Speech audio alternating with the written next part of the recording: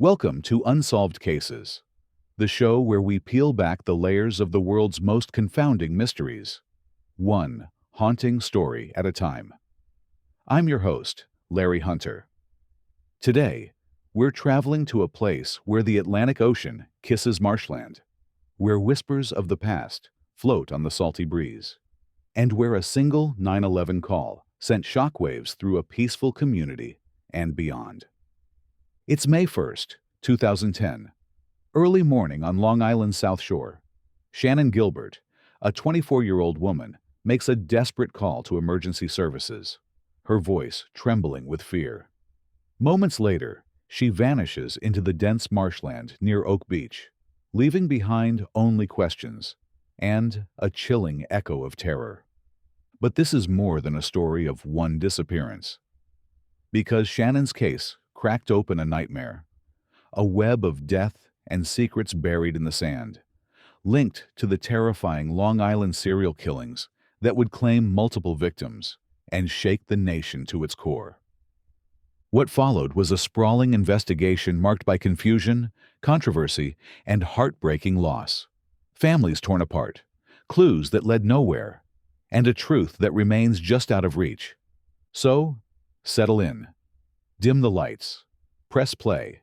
Because what you're about to hear will take you deep into the marshes of Long Island and into a mystery that refuses to be forgotten. This is Unsolved Cases, brought to you by Skoob. And this is the investigation into Shannan Gilbert. Let's begin on May 1st, 2010, a date that would forever change the lives of everyone connected to this case. It was the early morning hours in Oak Beach, Long Island, a small insular community where million-dollar homes sit just yards from the Atlantic Ocean. The kind of place where everyone knows everyone, and strangers are noticed immediately. 24-year-old Shannan Gilbert was working as an escort that night, visiting a client's residence in this exclusive enclave. But something went terribly wrong. At exactly 4:51 in the morning, 911 dispatchers received a phone call that would chill them to the bone. It was Shannan, and she was terrified. "Someone is after me," she gasped into the phone. "They're trying to kill me." For over 20 minutes, 20 crucial minutes, Shannan remained on that call, her fear palpable through the phone lines. But here's where the story takes its first disturbing turn. Despite a 20-minute emergency call, no police officers arrived quickly enough to help her. The last confirmed sighting of Shannan Gilbert was heartbreaking. Neighbors reported seeing a young woman banging frantically on the front door of a nearby Oak Beach residence, screaming for help in the pre-dawn darkness. Then, as suddenly as she appeared, she ran off into the night, disappearing into the vast marshland that surrounds the community like a natural fortress. Shannan's sister, Lori Grove, would later express the anguish that haunted the family.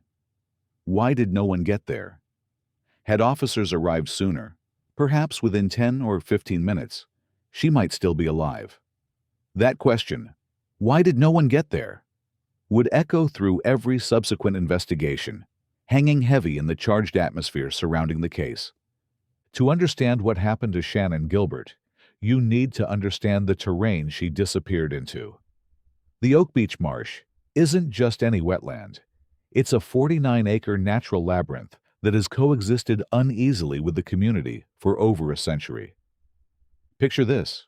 During storms, the marsh transforms into what locals describe as a filled bathtub, accumulating rainwater that should drain through underground pipes beneath Oak Beach's roads.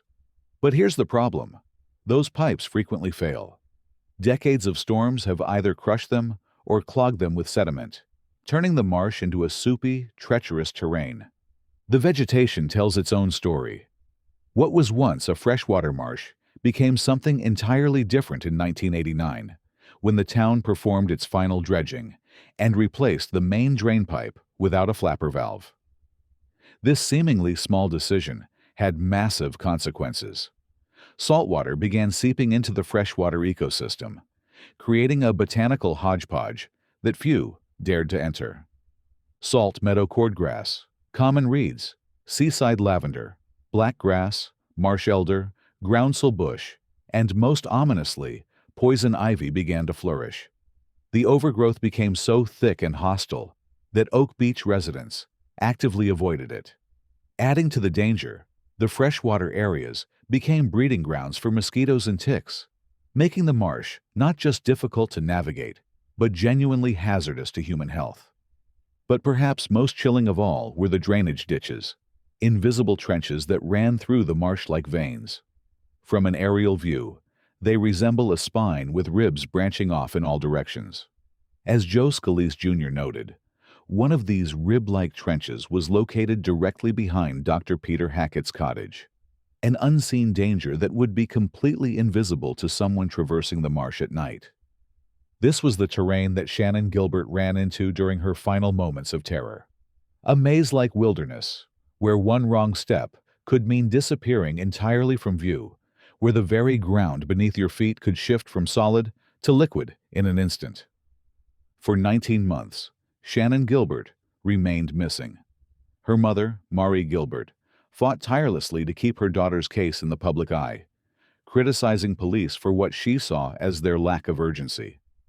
"They were acting like it didn't happen," she accused, her anger palpable as she spoke to reporters. Then came December 2011, specifically December 6th, chosen deliberately for its low tide to maximize visibility in the marsh. The search that day was unlike anything Oak Beach had ever seen. It was comprehensive, employing a mix of tools and personnel that reads like a military operation. In the most obstructed areas of the marsh, police deployed a large amphibious vehicle alongside a brush hog, a robust rotary mower with movable blades designed to navigate rocks and stumps, literally carving new paths through the wilderness. A crew of 10 officers maneuvered through the area on foot, using brush cutters, essentially high-powered weed trimmers, to open pathways where none existed. Dozens of additional officers with canine units enhanced the search, reinforced by 6 emergency service members and 3 crime scene unit personnel. Some officers brought metal detectors to navigate the sludge, though they faced extraordinary challenges: waist-deep water and the constant risk of getting stuck in the mire.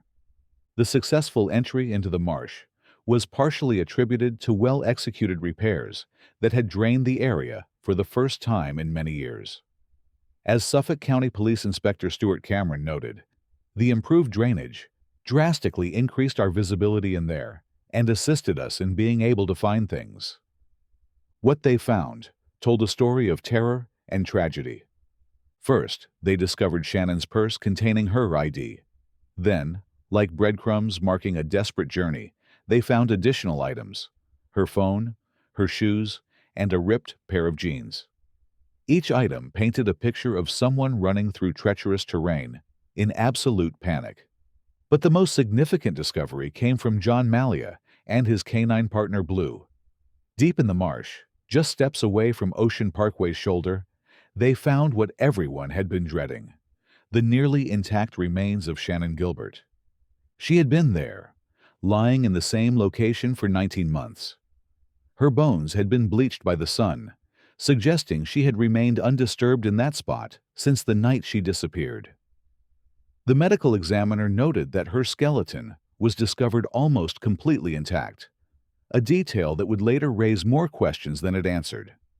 But Shannan Gilbert's story was about to become part of something much larger and more terrifying. While searching the marsh for evidence related to her case, police made a discovery that would send shockwaves through Long Island and beyond. They found 4 additional sets of human remains. The bodies of Maureen Brainerd Barnes, Melissa Barthelemy, Megan Waterman, and Amber Costello were discovered approximately 500 feet from each other, arranged with what seemed like deliberate precision along the highway. The degree of decomposition made it initially uncertain whether all 4 victims were even female, forcing Suffolk County Medical Examiner Yvonne Milewski to transport the skeletal remains to the New York City Medical Examiner's office. There, Bradley Adams, a nationally esteemed forensic anthropologist, and his team began their meticulous analysis. seeking DNA and evidence of trauma. The process was painstaking. Every bone had to be examined for clues, every fragment potentially holding the key to understanding what had happened to these women. The details emerging from the investigation painted a chilling picture. Media pundits and criminologists began speculating about ritual cleansing, about skeletons wrapped in burlap, about a methodical killer who arranged bodies along the highway with disturbing precision. The corrosive effects of wind, rain, and salt air had hastened decomposition. But Milewski hypothesized that these remains had been on the beach for over a year. Here's where the investigation took another crucial turn. The DNA analysis and identification process revealed something unexpected. None of these 4 bodies belonged to Shannan Gilbert. How did they know for certain? Shannan had a distinctive dental feature, a titanium plate in her jaw from when Alex Diaz had struck her. It was a brutal marker of past violence that would serve as her identifier. None of the 4 jaw skeletons discovered had this titanium plate, definitively ruling them out as Shannan. On December 16th, coinciding with Police Commissioner Richard Dormer's press conference at Oak Beach, this news was made official. None of the discovered bodies belonged to Shannan Gilbert. This revelation devastated Mari Gilbert. Confronted with the news, she expressed her confusion and frustration to reporters. "I'm confused. Where is she?" Her daughter remained missing while 4 other families were learning the worst possible news about their own loved ones. As the investigation deepened, competing theories emerged about what really happened to Shannan Gilbert. The official police theory seemed to suggest that she had died from exposure or drowning in the marsh, a tragic accident brought on by panic and disorientation. But not everyone was convinced. John Ray, Mari Gilbert's lawyer, was determined to test this theory. A few days after the initial search, he and members of his legal team visited Oak Beach at 5 a.m., deliberately matching the time of day and season to that fateful period 2 years prior. They wanted to understand exactly what Shannan would have experienced during her final journey through the marsh. What they discovered challenged everything. Ray and his team navigated sections of the marsh that law enforcement had not cleared, testing the difficulty of traversing the area. He even enlisted the help of a woman similar in size to Shannan to better understand the visibility and physical challenges she might have faced. The results were startling. Contrary to expectations, navigating the marsh turned out to be manageable. The soles of Ray's shoes barely got wet, and the line of sight extended clear beyond the reeds, revealing houses and the highway. This experience cast serious doubt on the idea that Shannan had simply gotten lost and died from exposure. When Ray approached medical examiner Hajar Sims-Childs about the possibility that Shannan's body could have been deliberately placed in the marsh post-mortem, she neither confirmed nor dismissed the notion. This ambiguous response only fueled more questions about the official narrative. Ray's skepticism intensified as he examined the evidence. The notion that Shannan perished due to hysteria seemed outdated and reductive, as if suggesting her death was simply the result of emotional turmoil tied to her lifestyle as an escort. To Ray and Mari Gilbert, this felt like the police were ignoring Shannan's own terrified words in her final moments, instead attributing her death to supposed existential despair. The investigation revealed other troubling inconsistencies. Shannan's remains had been tested for only a single drug, despite her alleged history of substance use. The absence of 2 hyoid bones, small, delicate bones in the upper neck that are notably associated with strangulation cases, raised additional red flags. While Sims-Childs cautioned that small bones often vanish because they detach quickly and can be carried off by animals, it raised a compelling question.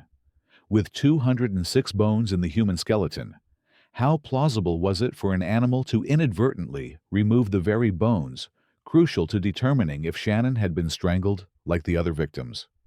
As the investigation expanded, a new and startling theory emerged. Police Commissioner Richard Dormer, breaking months of silence, introduced what he called a groundbreaking perspective from the Suffolk County Police Department, the single killer theory. This was a dramatic shift. Earlier, District Attorney Thomas Spada had speculated about the involvement of multiple perpetrators. But Dormer's change of heart resulted from a chilling discovery. The human remains found along Ocean Parkway were linked through DNA evidence to prior body discoveries in other locations. Jessica Taylor in Manorville in 2003, an unidentified woman in Manorville in 2000, and body parts on Fire Island in April 1996. In an unforeseen twist, DNA evidence revealed that a toddler's body had connections to another unidentified woman found 7 miles west off Ocean Parkway. The scope of the killings was far larger than anyone had initially imagined. Dormer theorized that the killer was likely a local resident, someone intimately familiar with the region who had initially used Ocean Parkway as merely one of several disposal sites, but later adopted it as his primary location. This suspect had progressively perfected his method over time. In the early years, he dismembered and dispersed body parts across various sites. But with later victims like Maureen, Melissa, Megan, and Amber, he kept them intact, encasing them in burlap before dumping them along the highway. The theory suggested a predator who utilized online platforms like Craigslist and Backpage to carefully select his victims, ensuring they met specific criteria before arranging meetings. The killer appeared to target sex workers specifically, vulnerable women who might not be immediately missed, whose disappearances might not trigger immediate large-scale searches. But here's where Shannan Gilbert's case became problematic for this theory. She didn't fit the pattern. Unlike the other victims, Shannan was known to have arrived at Long Island with a driver, Michael Pack, who had brought her to the client's house and was still there when she made her panicked 911 call. This was an inconsistency with the established pattern of the other victims, who appeared to have been meeting clients alone. Dormer stated there was no evidence connecting Shannan's disappearance to the other cases, suggesting her case was distinct. He considered it a tragic coincidence that she vanished near the area where the other bodies were uncovered, positing that Shannan's death was a separate matter entirely. This theory created discord within the police department. There were murmurs of dissent among some officers under Dormer's command, as they expressed skepticism toward the single killer theory. However, Dormer remained convinced that Shannan's disappearance was the only incident not connected to what appeared to be a serial killer's methodical campaign of murder. 2 years to the day after Shannan disappeared, May 1st, 2012, her mother Mari, accompanied by lawyer John Ray and Shannan's 3 sisters, went to Suffolk County Police Headquarters for answers. They met with medical examiner Yvonne Milewski and Hajar Sims-Childs, who had conducted the intensive examination of Shannan's remains. What they learned during that 2.5-hour meeting was both revealing and deeply frustrating. Sims-Childs delivered devastating news. After over 4 months spent analyzing Shannan's remains, their understanding had not progressed significantly. In fact, in some ways, they possessed even less clarity than before. The exact cause of death remained a mystery. The missing hyoid bones continued to be a central concern. These small bones, located in the upper neck, are notably associated with strangulation cases. Their absence suggested the possibility that Shannan, similar to the initial 4 victims, had been strangled. However, without confirmation of whether these bones were fractured or if they simply never emerged from the marsh, definitive conclusions couldn't be reached. The drug question remained only partially resolved. Although bone marrow was necessary for a thorough toxicological investigation, none was found in Shannan's femur. For unexplained reasons, examiners refrained from cracking other bones to locate marrow. Instead, they relied on a small amount of tissue from the brain and a fragment of hair to test for cocaine traces. These tests returned negative results. While these results didn't entirely rule out possible cocaine use, especially considering the 18-month period her remains were subjected to degradation in the saltwater marsh, it diminished the likelihood that she had used cocaine that night. if she hadn't taken substances that impacted her system. The notion that she was under the influence or made poor decisions due to drug use became far less credible. Meanwhile, the human cost of the investigation continued to mount. Joe Brewer, the client Shannan had been visiting that night, had temporarily moved to his mother's home in Islip. Despite having no direct involvement in what happened after Shannan left his house, he anticipated never entirely escaping suspicion. "My life is ruined," he told reporters. "I will still be judged forever. I'll have to move. I feel for my daughter." Mari Gilbert refused to give up fighting for answers. Despite losing support from some of her most ardent followers due to the contentious nature of the case, Mari continued recruiting new allies through media appearances, including reruns of a 48 Hours episode about Shannan and seeking exposure on America's Most Wanted. As the case gained national attention, a comprehensive documentary was released that provided an expansive look into the investigation.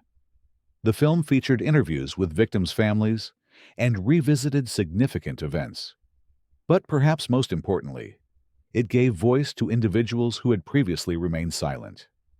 Among them was Alex Diaz, who recounted his confrontation with Shannan Gilbert years before her disappearance, admitting he had struck her in the jaw, the injury that left the titanium plate that would later help identify her remains.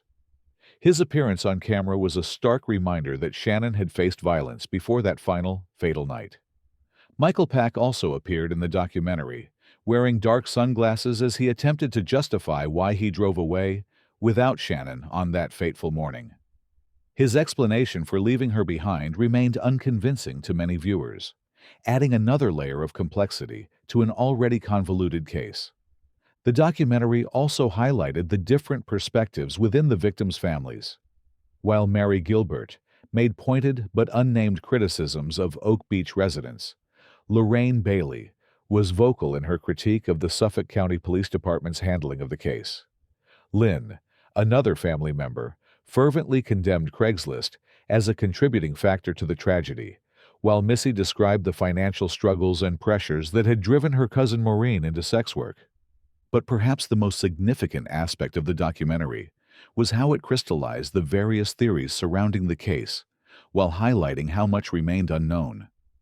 Despite years of investigation, multiple searches, and extensive media coverage, fundamental questions remained unanswered.